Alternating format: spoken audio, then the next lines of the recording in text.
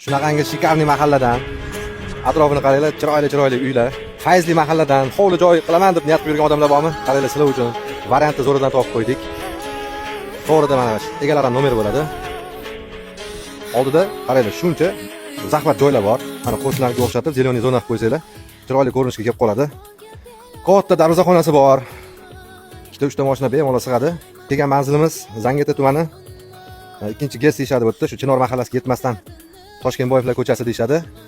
Mana shunaqa katta maydonga ega bo'lgan katta uyimiz sotilyapti, korobka holatda. Bu yerda yana imoratlar bor.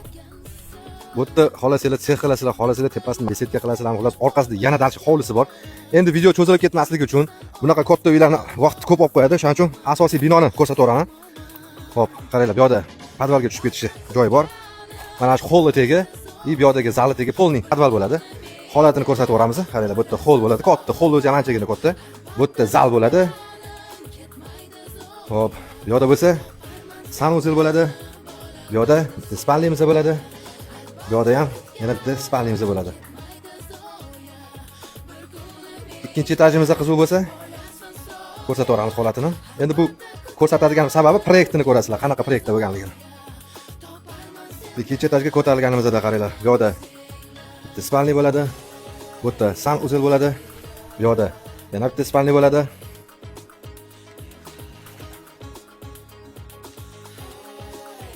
Bu yerda bitta hol. Bu yerda bitta katta xonamiz bo'ladi. Bu yerda yana bitta xona bo'lyapti. Bu yerda sanuzel bo'ladi. Bu yerda bitta mehmonxona qilsak ham bo'ladi kattagina. Bu holmizdan mana masjidga chiqib ochiq havoda, toza havoda balkon bo'ladi bu yerda xullas. Mahallamizda gaz svetdan hech qanaqa muammo yo'q. Shaxsan o'zim qo'ni qo'shnilardan hozir so'radim, gaplashdim. Hech qanaqa muammo haqida gapirishmadi. Hop, xat hujjatlardan hech qanaqa muammo yo'q deydi. Zakatsa zo'r akalar. Orientir qiladigan bo'lsanglar, Humo to'yxonasidan o'tib o'ngga burilganinglarda bu yerda endi Telegram kanalimizga lokatsiyasini tashlab qo'yamiz. O'sha yerdan o'tib ko'rib bo'ladi. Bu mahallada bir sotuv yer narxi 14 ming, 15 mingga sotilyapti. O'zimiz ham guvoh bo'lganmiz.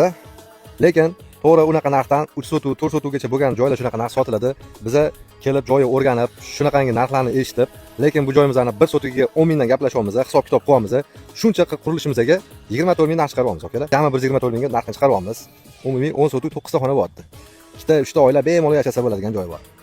Bosoladigan joyim shu videomizni mana shunaqa katta hovli qidirib yurgan tanish bo'lsa jo'natib qo'ying. Xudo ham qolsin. Salomat bo'linglar.